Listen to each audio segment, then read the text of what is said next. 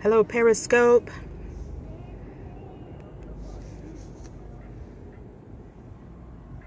There's so much sun out here.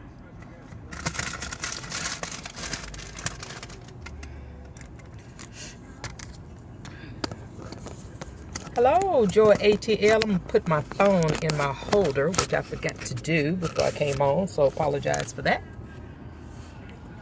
Hello, welcome to the room. I'm good. How are you, Joy?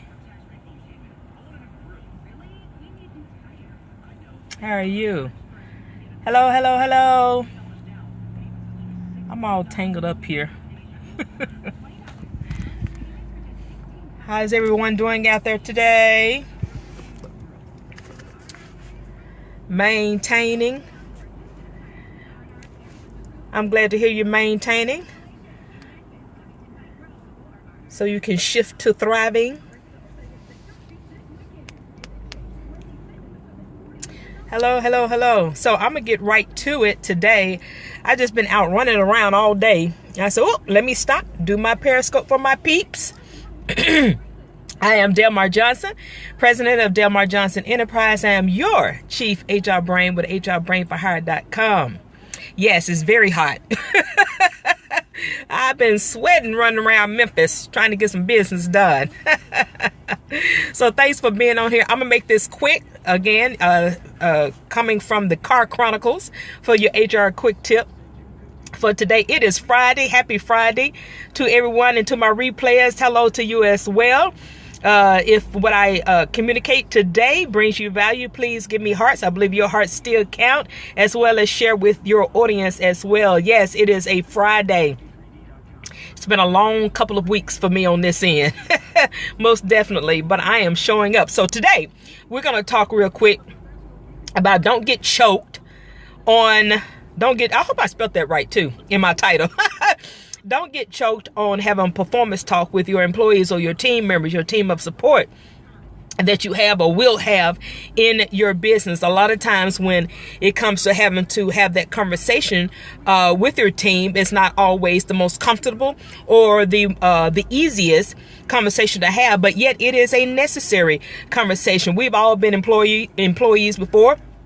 Some of us still employees, parallelpreneurs, parallel business owners and everything. So we still have those conversations with our managers, our supervisors, whomever is in that position to do those performance talks. So you as a business owner, as an entrepreneur and everything, need to understand how to have those conversations. So, you know, I'm always reading for you guys and taking notes from the things that I read about.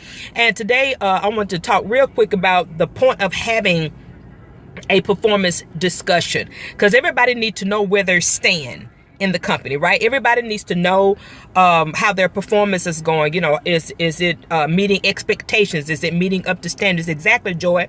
Meeting expectations and I'm getting tongue tied. Meeting the standards. Excuse me. Meeting the standards for your company that you've set. Okay. So you don't want to avoid those conversations, but what I will tell you, as a business owner, entrepreneur, a lot of times we may get caught up in our quote unquote business ego. Take the ego out of it, because the performance conversation is not about you punishing them. You know, if something's not, up to par as you need to be, it's not about punishment or, coming down on them hard. What it is about to help them shift and change their performance. Okay. For the better, right? To help them shift and change that performance. That's really what the performance conversation is about. I've had years ago. Now, this was years ago. I've had performance evaluations. I think I'm still in my 20s. So that's just how long it's been, of a person who was ego tripping. And I actually kind of sensed that she was going to give me a bad performance review. Although I was a good employee, she was ego tripping. Well, after, at that time, I wound up leaving the company because I had higher visions for being in human resources. And at that time, it was kind of a transition out of college, into the real world and everything. So I've had those kind of performance talks that really didn't make any sense, because I was keeping records for myself. So I know how well I was performing on that particular job. But so that's why you cannot avoid those kind of conversations, because the more they linger, it may wind up, not turning out the way either one of you will like, right? So don't avoid them, but be conscious that the performance conversation is about helping them shift and change their performance to the better. Okay, so let's get to some steps that you want to do. Step number one, I always have my notes. Step number one, communicate your concerns to an employee or that team member. Okay, because a lot of times people don't know that they're not necessarily meeting your expectations or your standards. I think it's just me and you, Joy, hanging out today. So thank you.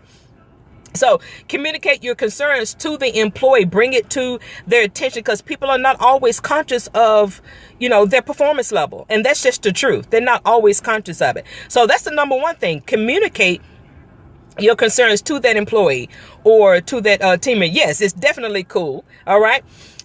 Usually Chris pops on here too, but he may be doing something else today. Okay. Number two, share what those things are that you have observed in their performance. So if there's been some things that have been off kiltered or not quite meeting, again, the standards. Oh, he's at work. Okay. Tell him hello. So, if there's been some things off kilter or have not met your expectations or your standards, then bring that to their attention. That's number two. So you want to be able to communicate the behavior that you have observed. All right. I'm gonna slow myself down. Guys, I get excited when I'm talking about HR and try to help you guys. Right. Okay. Number three, explain to that employee what they're doing and how it's impacting the entire team. Okay. No matter how big or small the team is, right? If there's one person that's not necessarily meeting the goal or meeting the expectations, that can essentially have a ripple effect on the rest of the team members. And the team members, exactly, Joy, the team members are other employees, right? Or you may be in a specific team that you work with every day. But anytime you are an employee, you're part of a larger team anyway, because there's usually more than one employee there, right? Or one team member. Even if you're a small business, you may just have 1, 2, 3, maybe 4 or 5 team members that still can affect, and that effect can probably show up even quicker in a smaller company than it will a big company. So keep that in mind. All right. So everything that I'll talk about, even though some things may be from a corporate standpoint, because this is where I originally did my HR career, I brought it specifically to the small business community, so you'll be able to think from that perspective. Okay. That was number three. So explain to the employee how their actions is affecting or impacting the rest of the team. And you want to be able to communicate any kind of negatives clearly, because if you are not able to communicate it clearly, then that team member or that employee is not going to understand why they need to change. So you need to be very clear, all right, about what those things are. Number four, let them know what you expect from them in the end. Let them know, reiterate what your expectations are. Reiterate what the standards are, what the goals are, what the mission is. So have a full conversation with them about what your expectations are. Write them down, communicate them verbally, and write them down. Okay. So they can really actually take that away with them. Right. All right. Number five, ask the employee for a solution. Solicit them for a solution. All right. Again, these were some great things that I was reading today. Ask the employee for a solution and how to fix it. Sometimes, what they say, 2 brains is better than 1. So you being an owner in position of, leadership and management does not exclude you from having that, getting that feedback from the employee who you are expecting it from. Yes, getting their opinion. They may say, hey, they may come up with some things that you have not thought of.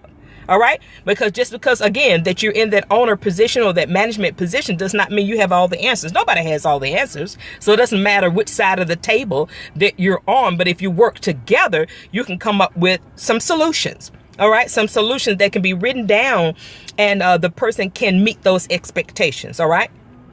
All right. That was number 5. Number 6, talk about what the consequences are if that performance is not improved. All right. You have to have the courage and be clear about that, too. Can't have the big head. Exactly. Can't have it. That's what I was saying, quote unquote, the business ego, Joy. Sometimes that ego rise up. It's like, well, I'm this and I'm that and this is my business. Well, that person is there to help you carry out your vision and dream for your organization and your company. So it warrants to have an open conversation and a very clear conversation with them. All right.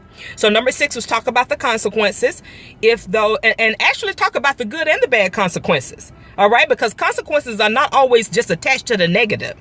It's like if you wind up, say for instance, we just had a lot of college graduations and high school graduation. If a college student go to college and finish all their curriculum, well, the consequence is a degree. So all consequences don't have to be bad, but they need to know the difference, right? All consequences don't have to be bad. It's like, when you filled out the application, try to get the job that you have, and you went in the interview, you knocked it out. The consequence was the fact that you got offered the job. I think most people think about consequences about just being negative. I think about it from two sides of the coin. Consequences can be positive because you put in the effort. They've improved their performance, and you say, the consequence may be an increase in their pay if the pay is attached to their performance. Or if it's a negative, the consequence is, okay, we'll put you on an individual development plan, and that'll be over the next 90 days. We'll see how your performance improves. So consequences, think about that. Consequences can be positive or negative. It depends on which direction you're headed. All right. Make sense? All right. And then the last one, you want to close out that conversation with a follow-up date. All right. You want to close out that conversation with a follow-up date. Say 90 days from now, we're going to do a follow-up, or 60 days from now, we're going to do a follow-up. We'll watch how your performance improves and everything. And let me back up. I was saying an individual development plan. A lot of people may not even know what that is. It's a plan that you set out of what areas need to be improved for that employee, and you let them know what the goals are over a 60 or 90-day period, so you can really be able to observe that their performance increased by what you've written in the individual development plan, and you and that employee and team member signs off on it. Let's just give you a little quick thing about what an IDP is, okay? So you're going to, number 7, which you're going to close out the conversation with what the follow-up date is, and then you want to reiterate your confidence in their ability to perform better. Don't just, end it, okay, well, we've had the talk, okay, goodbye. No, you want to end it with reiterating the confidence that you have in that team member, in that employee, that you have what it takes to improve their performance, and I am rooting for you. And I just know you're going to do better. I believe that you're going to do better. Follow these guidelines that we've set in this individual development plan. Communicate with me if you need in between the time that we're going to do the follow-up conversation, and let's see where you are. So you want to end it on a strong, confident note. Make sense? So I appreciate you being on here. Joy, if you get a chance to share, if you hadn't already shared, please do. If you have, thank you so much. You really have to have great leadership skills. Yes, you have to have leadership skills. And of course, leadership skills can be developed, right? Everybody's just not, come out born, I'm a leader. No, leadership skills you can be trained in that. That's why there's so many leadership coaches out there, and strategists and leadership strategists and all these kind of people out there, that leadership trainers and stuff that are out there to increase your leadership abilities. All right. So I think we all have the capability of being a leader. It just has to be cultivated. It has to be developed like anything else that we're doing. So Joy, I'm glad you hung out with me. I appreciate it. I was a little bit late getting on. You should try to be on here before 1:30. But like I said, I noticed the clock. I was like, let me stop, do my Periscope. I'm running around and still got some more running around to do. So I appreciate that. So I'm just going to recap real quick for those that are pop on as the replay. Number 1, communicate your concerns to the employees. To the employee or your team member. Communicate what those concerns are. Number 2, share what those things are that you've observed in their performance that has not necessarily met your expectations. All right. Number 3, explain to that employee how their actions or how their lack of performance impacts the whole team. Okay, impacts the whole team, and be very clear about how it does, because if you're not very clear about it, then they're not gonna understand why they need to change. All right, so be very clear about that. Number 4, let them know what you expect from them in the end. Let them know what your expectations are. You can put that in writing as well, so it can be very clear. Number 5, ask the employee for solutions. Okay, solicit that employee for solutions and put both of your heads together and come up with what would be the best solution or course of action for them to increase their performance level. Number 6, talk about what the consequences are if they don't meet it. All right, and then also talk about the consequences when they do. All right, so you look at the positive and the negative.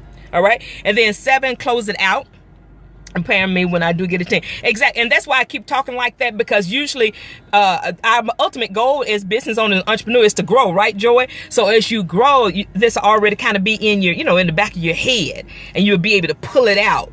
And then hey, I plan on being around for a while so people can reach out to me. That I'm a source, all right?